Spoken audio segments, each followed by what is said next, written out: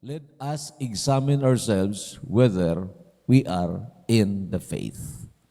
Now, alam po ninyo, ang context po nito na kung saan sinulatan ni Apostol Pablo, of course, sa kalooban ng Panginoon, sinulatan itong mga taga-Korinto. Ang context po nito ay para sa mga mananampalataya na kung minsan nagiging passive patungkol sa kanilang relasyon sa Panginoon. At kung minsan may tendency na nahuhulog doon sa tinatawag ritualism and formalism. Hindi na conscious ng presensya ng Panginoon, basta alam ko na Christian ako, bahala na. And so, this is appropriate to us, I believe. Bagamat sa iba siguro, hindi naman ito malaking pangangailangan, they are so sure about this, but how the Lord works internally and being expressed externally, that's my concern right now sa message po na ito. Okay? So isang verse lang po ito and we will read 2 Corinthians chapter 13 verse 5. Sige po, sabayan po ninyo ako. Examine yourselves as to whether you are in the faith. So, diyan po natin kinuha ang title. Test yourselves. Do you not know yourselves that Jesus Christ is in you? Unless, indeed, you are disqualified. Grabe po ito na salita na ito, examine yourselves. Okay po? So, may tatlong implied truths dito. Meaning, pagbasa mo noon, mayroong nakapaloob na katotohanan. Marahil hindi mo agad-agad makita, pero as you meditate on that, makita mo yung katotohanan. The fact na sinasabihan sila ni Apostol Pablo, examine yourselves whether you are in the faith, ang ibig sabihin niyan, pwede natin malaman kung talagang tayo ay tunay na mananampalataya ng tunay na Kristo o pwede rin malaman natin kung peke tayo. Okay? That's the first implication diyan. We can know whether we are genuine believers of Christ or not. So, hindi ito na itago. Ang ibig sabihin hindi dito parang guesswork na baka tunay ako o kaya, naku, baka hindi ako tunay. And you dwell in doubt. No, it's not. But malalaman mo talaga, kaya nga pinapa-examine. Ang pangalawa is this one. May mga nag-aakala na sila ay tunay na mananampalataya ng Panginoong Jesucristo, sila ay tunay na naligtas, pero hindi naman pala. At medyo nakakatakot yan. Di ba? So, kailangan nga examinin kasi doon may tinatawag doon sa last phrase sa binasa natin, unless you are disqualified. Sa King James Version, the word is, unless you are reprobate. Meaning, doon sa eklesiya ng Korinto, bagamat sila generally ina-address ni Apostol Pablo as the saints, mga banal. Pero of course, nakita naman natin, medyo magulo ang eklesiya na yon. Now, I'm not saying na magulo kayo, ha? I'm not saying. There was a time na mayroong period, ang eklesiyang ito ay medyo parang may ganun mga pangyayari. Pero as of now, siguro ko na-address na rin yan. So, ang point ko is, may mga nakahalo doon na hindi naman tunay na mananampalataya pero nag-aakala na tunay sila. Kaya nga, pinagsasabihan sila, examine yourselves whether you're in the faith.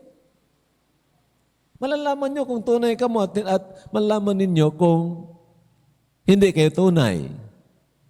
And then, along that line, maaring may mga passive doon and they don't want that tinatawag masusi na pag-examine sa kanilang sarili. They just take it for granted. Kibit balikat lang, basta ako tunay ako, kahit na nung sabihin ng pastor na yan, kahit ng versikulo na yan, basta ako tunay ako. And finally, hello, makinig kayo ng maigi, they will be surprised pagharap nila sa Panginoon. Sabi ng Panginoon, hindi ko kayo kilala. And it's very, very dangerous po yan. Okay? Nabasa niyo sa Matthew chapter 7 siguro. Many will say to me on that day, Lord, Lord, have we not prophesied in your name? Have we not healed a lot of person who has diseases, cast out devils, do wonderful works? Pero anong sagot ng Panginoon sa kanila? Lumayo kayo. Hindi ko kayo kilala. Hindi po nagsabi ang Panginoon doon, noon kilala ko kayo, ngayon hindi na. No, it's not. There was never a time that there is that relationship that has been established. Walang panahon na talagang nagkaroon sila ng relasyon sa Panginoon. And I beg of you, by the grace of the Lord, that you listen carefully, do that examination na gusto nating halungkatin dito, upang sa ganon, at the end of the day, pagharap natin sa Panginoon, alam natin, tunay tayong mananampalataya. Sabi pa nga ng isang writer, ang mga tunay na mananampalataya dahil sa mga ipinangako ng Panginoon sa kanyang salita, hindi masyado masusurprise pagharap sa Panginoon. Kasi alam niya may mansion siya doon, may napakagandang tirahan tayo. Alam niya makakasama natin doon ang mga tunay ding mga mananampalataya. Alam natin we will be walking on the streets of gold. Di ba? Alam natin yun. Nandiyan kasi yan, pangako eh. Pero may mga tao daw na haharap sa Panginoon na nag-aakala sila ay mga tunay na mananampalataya pero hindi naman pala magugulat sila pagdating ng rapture, naiwan sila dito. And for me, as a servant of the Lord, it would be a grief on my heart kung kayo na mga nakilala ko, kayo na mga nakikinig ng salita ng Diyos, pagdating ng rapture, hindi kayo nakasama. And so, tulungan tayo ng Panginoon, we want to examine ourselves. Ang pangatlo, na implikasyon po dito, ang range of examination or the scope of examination is from an inward experience that leads or to an outward expression. Now, paano natin nalaman yon? Sabi doon, hindi ba nyo alam na nandyan sa inyo si Jesus Christ?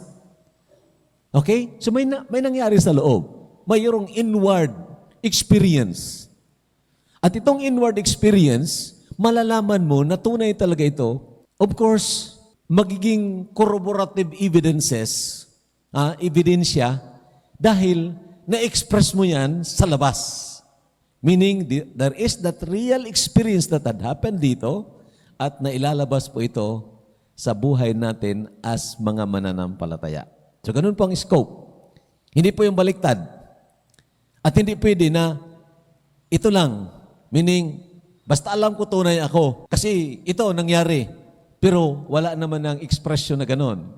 O kaya naman, mayroon ng expression pero alam niya, wala naman dito. Kaya pakunwari lang siya. Okay? So, we want to study that. So, dalawa lang ito, inward experience or experiences and then outward expressions. Okay? Ang inward experience, may nangyari talaga na aktibong pag-convict ng Banal na Espiritu simula noon na mapakinggan natin ang Ebanghelyo ng Panginoong Jesucristo. Okay? That's a real, definite experience that had happened sa lahat ng mga tunay na mananampalataya. Regardless kung ano ang setting doon, either nakinig ka sa radyo, nagbasa ka ng gospel tracts, o kaya nakarinig ka directly katulad nito ng nagpapahayag ng salita ng Diyos, o kaya may personal na lumapit sa iyo, kinausap ka tungkol sa Ebanghelyo. May talagang pagtatrabaho ang Banal na Espiritu. Not so much of the degree of the work or degree of intensity of the work. Meaning, kahit na konti, mayroong pagtatrabaho. Ang tawag dito, conviction of the Holy Spirit of God. So, doon sa panahon na yon, nakikita natin ng ating sarili na tayo ay makasalanan at nagkasala tayo laban sa tunay at buhay na Diyos. Kaya nga, sinasabi ko po sa inyo, kung ikaw ay biktima ng isang sales talk ng easy recidivism, kung ikaw ay biktima na hindi na-emphasize kung sino itong Kristo, kung ano itong Kristo, basta tinanggap mo lang siya, pinapasok mo sa iyong puso, now malaking question mark po yan. Kasi bago mo sasampalatayanan ang Panginoong Jesucristo, ang tunay na Kristo, kailangan napakinggan mo siya, nakilala mo siya. The Bible is very clear about that in Romans chapter 10. How shall they call on Him in whom they have not heard? Di ba? How shall they believe on Him in whom they have not heard? How shall they call, sabi doon, verse 13, for whosoever shall call upon the name of the Lord shall be saved. But how then shall they call on Him in whom they have not believed? Meaning, nagtawag ka pero hindi ka man nanampalataya. Nanampalataya ka pero hindi ka man nakarinig. So makita nyo ang series doon. So, doon sa pakarinig ng Ebanghelyo, nakikita natin ang ating sarili na tayo ay nagkasala. Hindi lang sa ating misis, sa ating mister, sa ating kapatid, hindi lang sa kung sinong tao dyan. No! More than that. Ang lahat ng ating kasalanan horizontal ay kasalanan yan sa harapan ng Diyos. At sino itong Diyos na nagawa natin ng kasalanan? Banal na Diyos. Banal na Diyos. Kung nakinig kayo kaninang umaga sa preaching natin doon sa Jesus was troubled, okay? His soul was troubled. Na-trouble ang Panginoon. The Holy God, the absolutely Holy God, bubuhusan ng kasalanan ng lahat ng tao. And that makes Him shrink or shirk doon sa experience na yon. But you know, that is the purpose for which He came. But the point now is, ito ngayon, kailangan nakita natin ito.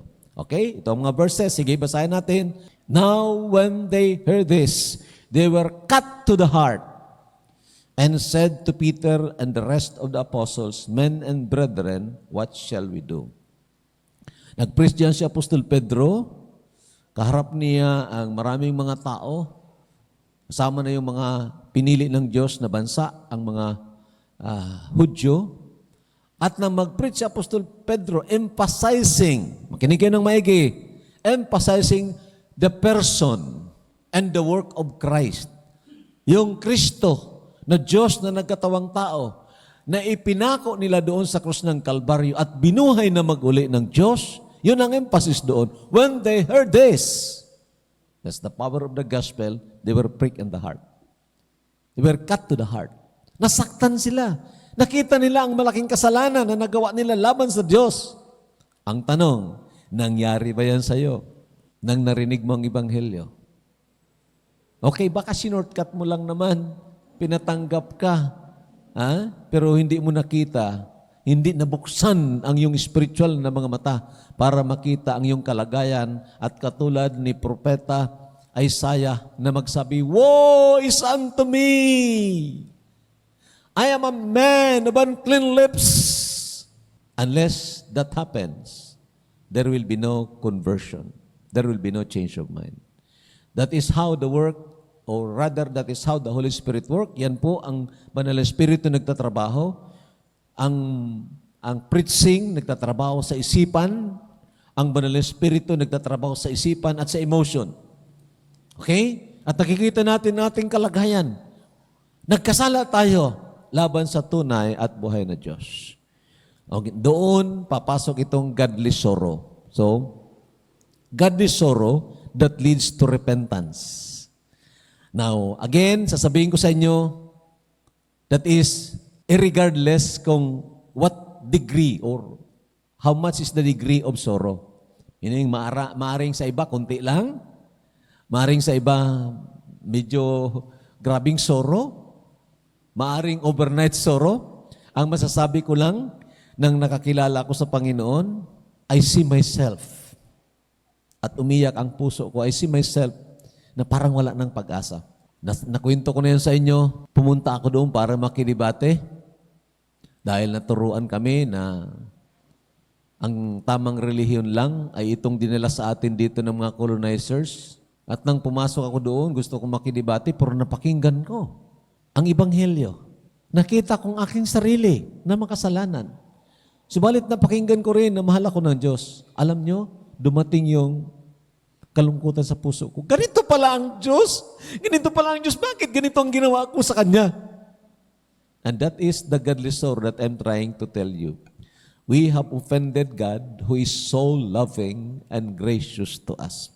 Ganito pala ang Diyos. Para bagang isang anak na hindi niya nakikita ang kabutihan ng kanyang mga magulang, kaya puna siya ng puna, rebelde siya ng rebelde. Subalit kahit na doon sa pagrebelde ng kanyang anak, ang magulang hinahabol pa rin siya at ipinapakita pa rin sa kanya, mahal kita anak, gusto kong magsisina ka ng iyong kasalanan. At sa punto na yon, nabuksan ang mata ng kanyang anak. Nakita niya ang kabutihan ng kanyang magulang. At dahil sa kabutihan na yon, the goodness of God brings him to repentance. That godly sorrow, mga kapatid, that leads to repentance is one of the inner experiences. Kinig ka ng maigi, inner experiences na nangyayari po sa mga tunay na mga mananampalataya. Okay, basahin natin ang verse 2 Corinthians 7:9. Now I rejoice not that you were made sorry, but that your sorrow led to repentance. For you were made sorry in a godly manner, that you might suffer loss from us in nothing. For godly sorrow produces repentance, leading to salvation, not to be regretted, but the sorrow of the world produces death. Mapapansin ninyo may dalawang sorrow diyan. Ang isa yung godly sorrow and then sorrow of the world. Maaring nakita mo rin nang nabanggit ang tungkol sa kasalanan, nakita mo rin, ay nagkasala ko kasi sinunto ko ang misis ko. Ay nagkasala ko kasi sinipa ko yung anak ko. Nagkasala ko. Maaring may ganung sorrow. Ay nagkasala ko kaya ganito, ito, sinasaktan na ako ng Diyos kasi nagkasala ko. Maaring yun. Sorrow. But you know, that is not enough na sorrow that would lead to repentance. Makinig kayo ng maigi para maka-examine tayo ng maigi sa ating buhay kung tunay nga na nasa pundasyon tayo. Okay? Nang mapakinggan natin ang Ebanghelyo, nakita natin ang ating sarili na makasalanan laban kanino? Hello? Kung ang nakita lang natin makasalanan tayo dahil may kaaway tayo, may inaway tayo, lahat yun horizontal na offenses. Pero hindi natin nakita ang kasalanan natin sa pag-insulto sa tunay at buhay na Diyos. The Holy Spirit does not work that way. And that's the reason, pag na-emphasize itong person and work ni Christ, then the Holy Spirit work. Nakikita natin ating sarili, nagkasala ako sa Diyos na ito, na napakabait. Pinapakain ako araw-araw. Binibigyan ng hangin ng aking mga ilong. Pero hindi ko man lang siya maalaala. Thank you, Lord. Kundi pagka-umaga, hambog pa ako na nag-iisip ako, ganito ako kasi mas magaling ako sa kapwa ko. And I tell you, you might have that sorrow of the world. Lalo pa kung nasaktan ka na dahil sa ginawa mong kasalanan, kaya umiiyak ka na. Pero hindi nangyari ang sa loob na eksperyensya na nakita mo ang Diyos na offend sa malaking kasalanan na yan. Then, those are sorrow of the world. It would not lead to repentance but to death. It would not lead to salvation but to death. But sorrow, the godly sorrow that leads to repentance, lead to salvation. Nakita nyo? Mga kapatid, makinig kayo ng maigi. Pati na kayong mga nanonood, nakikinig dyan sa online. Kasi hindi po biro-biro. Kaya nga sinasabihan tayo ni Apostol Pablo, examine yourselves whether you are in the faith. Know you not that Jesus Christ is in you? So pwede mong malaman kung tunay ka o hindi ka tunay na mananampalataya. Pero kung hindi mo ito pakikinggan, at bahala ka, kibit-balikat ka lang, iba ka, malalaman mo lang yan na hindi ka pala tunay na mananampalataya pag naiwan ka dito pagdating ng rapture. And I tell you, this is a serious matter that ought to be, examined carefully. So, ganito po.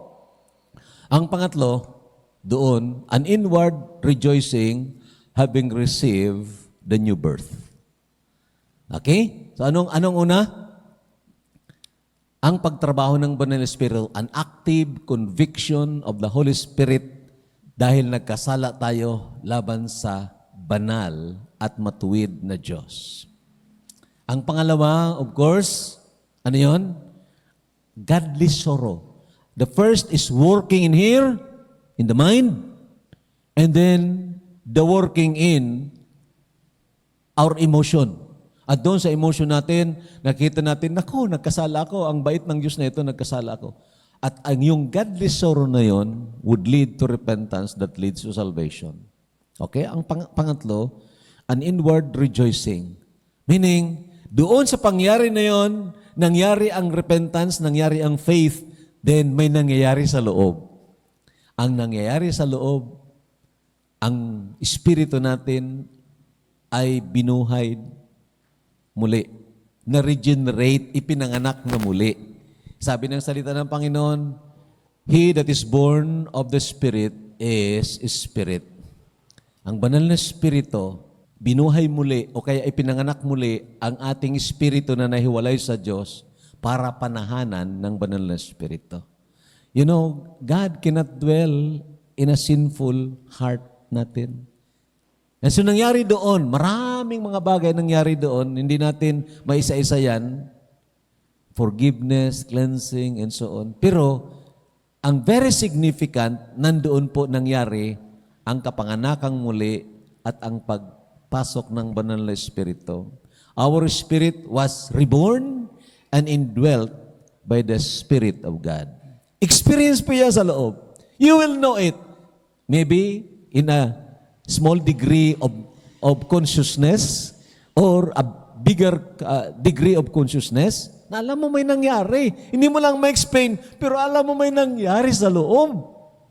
I remember the night that I got saved. I don't want to make this as the basis of, comparing your time that you're saved.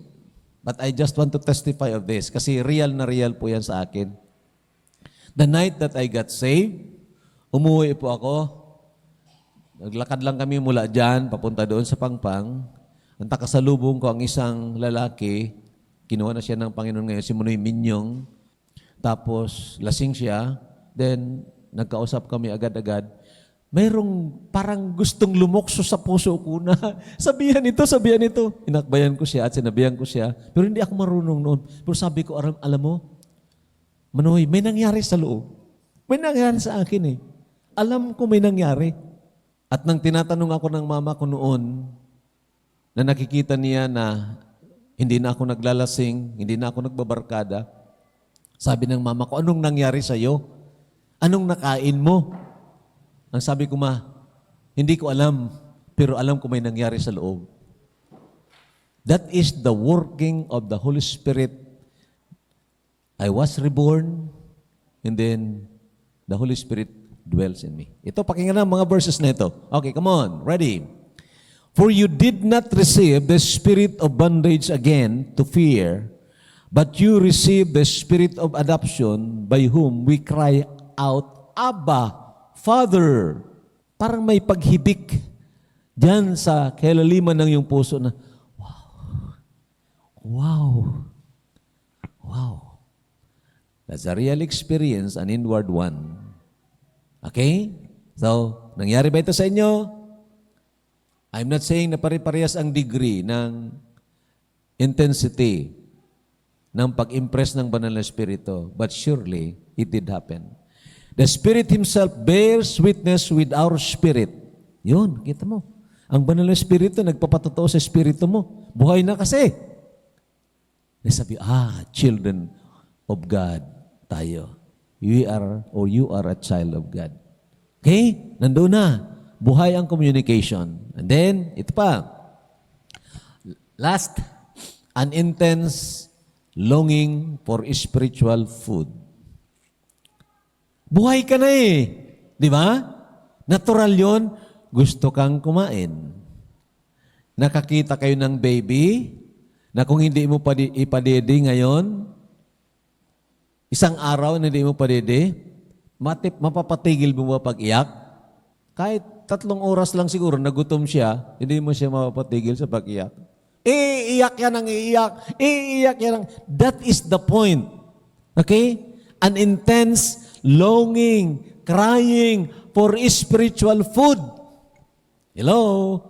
Basahin niyo ang verse na ito.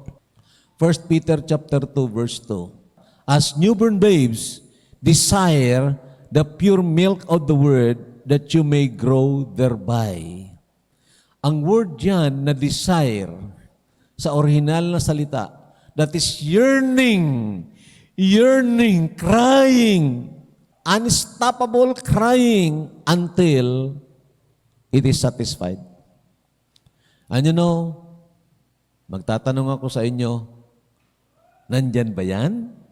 Nangyari ba yon? Maybe for a time na medyo ngayon naghina-hina lang?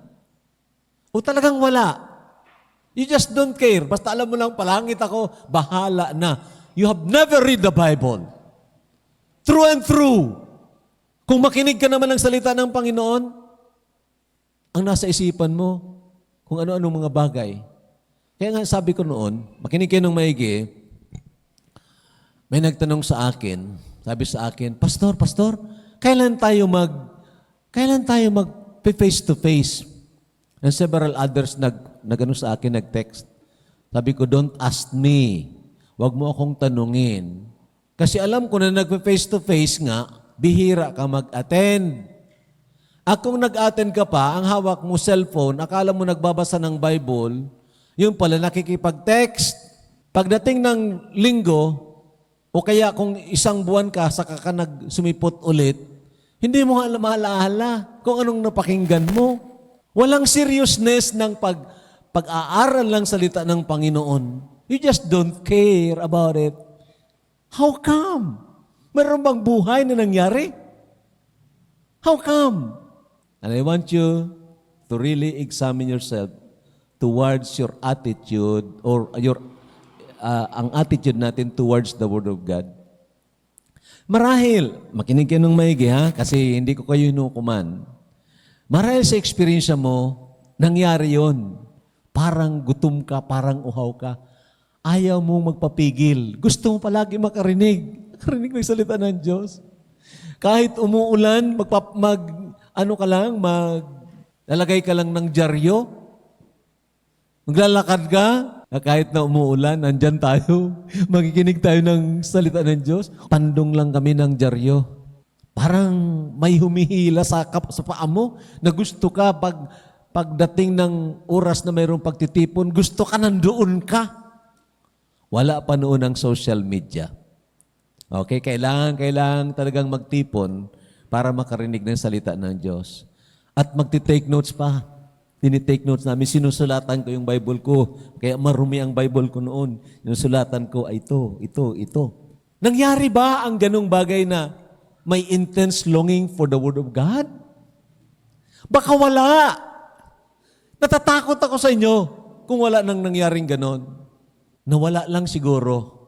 That's why we need that revival na dapat o sana mangyari sa conference na ito. The revival conference.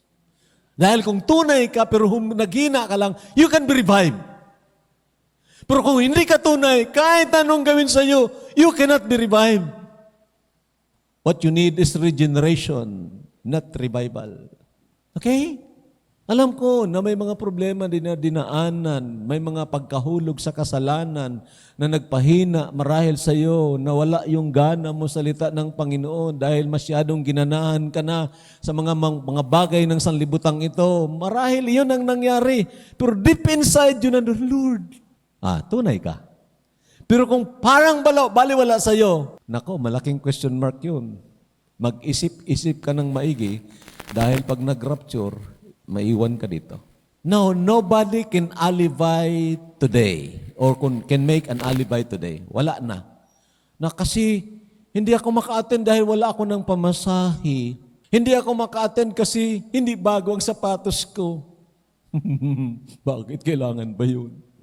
Displayhan ng bagong sapatos, bagong damit? No, it's not. Wala nang alibay ngayon. Bakit? Kung hindi ka maka-attend sa corporate meeting, what are you doing during the week? Your servant is preaching 24/7. What are you doing? Okay?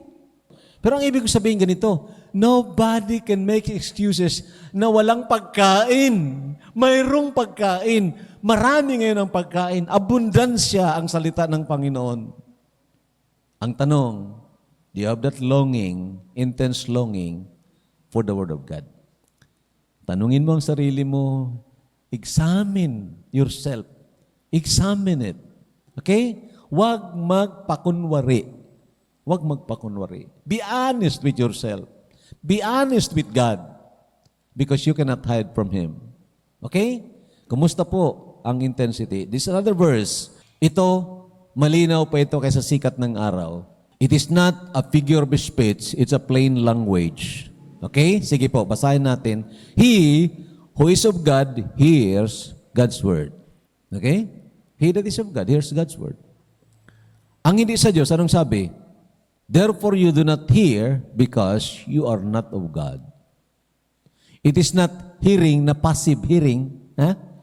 Basta narinig lang. Ako nakinig ako. Kay pastor, nakinig ako ang ina. Nag-like pa nga ako. Pagkatapos ko like, tapos na. Close ko na. In-share ko pa nga. In-share ko pa, pero ang tanong, anong napakinggan mo? Aywan ko, hindi ko alam. Kung talaga, doon makikita ang interest eh. Nakikinig ako sa ibang mga pastors. Hindi lahat, of course. Pag napakinggan ko na ang ibinibida niya ang kanyang sarili, tumitigil ako. Ayaw kong makinig doon. Bida niya ang kanyang sarili, bida niya ang organisasyon niya, bida niya ang mga accomplishment niya. Tumitigil ako doon. Pero pag ang ibinabida niya ang Panginoong Jesucristo, wow, amen, amen. Preach on, pastor. Preach on. Okay? Anong ibig kong sabihin dyan, mga kapatid? Natural po yan sa mga taong buhay, nakakain. At maghuhumiyaw yan kung gutom. Kung hindi ka nakakaramdam ng spiritual na gutom, salita ng Diyos, na matagal ka nang hindi nagbabasa ng Bible, hindi ka rin nakikinig sa mga preaching, akala mo siguro okay lang, total palangit ako, nakatanggap ako, naku kahit na 1 million times ka magtanggap, pag hindi po nangyari itong inward experience, wala po yan. Okay, ito po ang pangalawa. Pag may nangyari sa loob, sigurado may lalabas. Di ba? Actually, basahin yung James chapter 1 verse 27, that is the definition of the word religion. Na binago ng sanlibutang ito, ipinakahulugan ang relihiyon na organisasyon o kaya simbahan. Ano bang relihiyon mo? Baptist. Mali. Ang word na relihiyon, the word religion therein, James chapter 1 verse 27 is the Greek word treskeia. The word church is the word ekklesia. Magkaiba. The word church means called out assembly. Religion there is ang expression na nangyari sa loob. Pure religion and undefiled before God is to visit the fatherless and the widows in their afflictions and to remain unspotted in this world. It's a religion of love and a religion of holiness. Meaning, kung may nangyari sa loob, lalabas yung expression ng pagkontra sa kasalanan, lalabas ang expression ng pagmamahal sa kapwa. Okay? Sige, basahin natin ito. Outward experience, departure from iniquity, and living righteously. Okay? These expressions is proportionate to the degree of growth, but that is also subject to spiritual feeding. I'll explain. Of course, ang expression na ito, depende sa paglago mo. Hindi naman ito na lahat pantay-pantay parehas ang expression na agad-agad nag-grow kayo parehas lahat. No, hindi. Mayroong madali makita ang pagbabago. Okay? Ang tawag natin yan, radical change. Madali ang pagbabago. Dahil mayroong nagpakain naman sa kanya. May nag-disciple. May spiritual feeding. Masugid na nagbabasa ng salita ng Panginoon, nakikinig, nagme-meditate. And so, madali ang pag-grow doon. Okay? Pero, wala naman, mayroon naman na mga mahina ang paglago, kaya mahina din ang paglabas ng ekspresyon sa kabanalan at sa pag-ibig. Mahina ang ekspresyon. Dahil marahil, hindi na disciple, kaya nga sabi ko sa inyo, kung tunay kayo na lumago na, kung tunay kayo na lumakas na bilang Kristiyano, ang mga mahina, tulungan nyo, i-disciple ninyo. Diba? Alalayan ninyo. Kasi hindi naman yan kaya ng pastor. Lahat naman tayo ang inutusan dyan, mag-disciple, hindi naman lang ang pastor. Diba? Ang pastor actually is to edify the church so that they can minister, sabi ng Bible. So the point now is, itong growth will lead to expressions. At ang growth naman, o ang feeding, spiritual feeding, will lead to growth. Okay? Ganun ang pattern. So ngayon, ano itong mga spiritual expressions? Basahin po natin. 2 Timothy 2:19. Ready? Start. Nevertheless, the solid foundation of God stands having this seal, the Lord knows those who are His. Grabe yun. Bagay yun na dapat tuunan natin. Alam ng Diyos ang kanyang sarili. Kilala ng Diyos ang sino man. Okay? Nabibilang niya ang the stars of heaven. Lahat yan, He call it by name. And then sabi niya, let everyone who names the name of Christ depart from iniquity. Lahat ng mga tunay na nagsasabi, ako ay Kristiyano, tunay na may nangyari sa kaloob-looban po nila, then they have to depart from iniquity. It is not just because of the command, but it's because of the delight for righteousness. Ayaw mo na ito. Dahil sa tingin mo ito, uy naku, ito ang nagpahamak sa akin. Ito ang dahilan, kaya naging ganito ako. Ayaw ko na dyan. Ang tingin mo na doon sa kasalanan na para noon ay masarap. Ang tingin mo na doon, kubra. Makamandag. Na handang-handang tuklawin kapag lumapit ka. Kaya lumalayo ka. At ang tingin mo na ngayon doon sa mga Diyos na ng mga bagay, parang gold. Naalala niyo yung awit natin noon? Things are different now. Something happened to me when I gave my life to Jesus. Things are different now. 2 Corinthians 5:17, alam natin yun. Therefore, if any man be in Christ, is a new creation. All things are passed away. Behold, all things are become new. That's right. Things we loved before, ayaw na natin yan. Things we hate noon, yun ang gusto natin. Nangyari ba yon? Hello? Again, I beg of you, examine yourself. Then, ang pangalawa, a joyful desire to participate in the Lord's work. Hindi ka pipilitin, pero gusto ka, pwede man ako makasali dyan? Pwede man ako makasali dyan sa Bible study ninyo? Pwede ako makasali dyan sa pag-awit, medyo, hindi naman ako balag. Ganon yun. May joyful participation ka.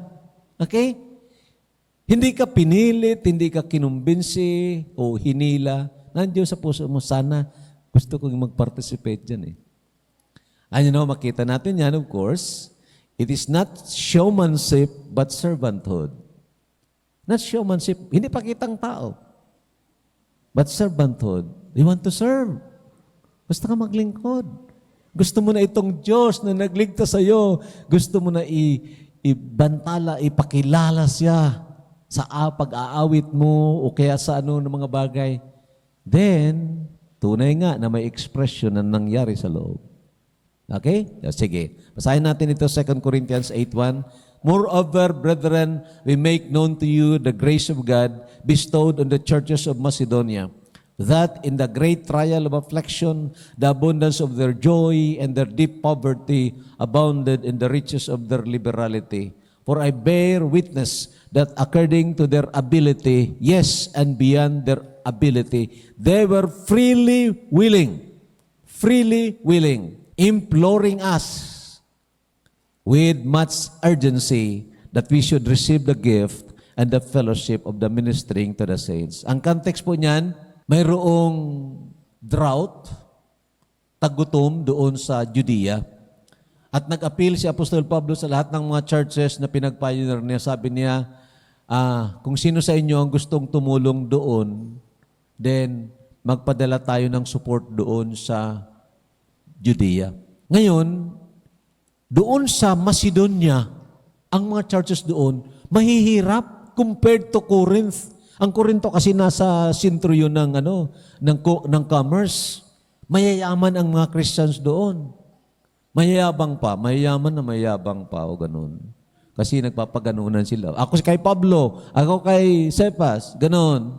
Pero itong mga mahirap na mga taga-Macedonia, grabe silang kahirapan, malalim ang kanilang karukhaan, pero ito ngayon, masagana sila sa kagalakan, kaya hindi nila mapigilan, gusto silang mag-participate. Sabi na, Pablo, magbibigay kami. Dalhin, bigay diyan doon sa Judea.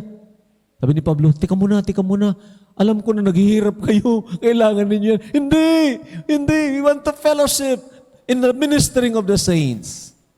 What is that? That is love. Tama. Pag-ibig yun. Asan nang gagaling yun? Sa loob. Hindi yung katulad ng mga artista na magbibigay, picture ha? Picture. Bigay. Mayan ando sa Facebook, nando sa blog niya. Ang galing niya, pero hindi ang Diyos ang magaling. Okay? I'm telling you mga kapatid, i-practicalize natin ang sinasabi natin pag-ibig. Mamaya may basahin tayo mga verses. Okay? O sige, basahin na muna natin. Ito po, ang letter C, an active love for the brethren, not in word but in deed. Okay? Hindi sa salita, kundi sa gawa. Ito ang isa pa sa manifestation ng expression o nang nangyari sa loob. Okay, sige po. 1 John 3:14, we know, alam natin, that we have passed from death to life. Malaman mo talaga na may nangyari sa loob. Bakit? Because we love the brethren. Okay? He who does not love his brother abides in death. Kung ngayon, parang wala kang concern sa iba o sa mga kapatid mo sa Panginoon, ang ibig sabihin niyan, wala pa nangyari doon. Nandun ka pa sa kadiliman. Whoever hates his brother is a murderer. And you know, nandiyan namang salita, that no murderer has eternal life abiding in him. But this we know, nandiyan na naman, that because he laid down his life for us, and we do also ought to lay down our lives for the brethren. And then, but whoever has this world's goods and sees his brother in need, and shuts up his heart from him, how does the love of God abide in him? Mayroon ka naman na pwede kang tumulong, pero ayaw, pinagpigilan mo. Bahala siya, problema na yan. Bakit ako sasali dyan? Bahala siya sa buhay niya. Now, there's something wrong. Kaya nga, ang exhortation, my little children, let us not love in word or in tongue, but in deed and in truth. And by this we know that we are of the truth and shall assure our hearts before Him. Assure of what? Assure na tunay ka nga. I'm not praising you sa mga nagsigawa nito, but God knows you. Alam ng Panginoon, kilala kayo ng Panginoon. But I believe of a heart of love. At may mga ilan pa na I believe you have extended your hand. Okay? And I praise God for that.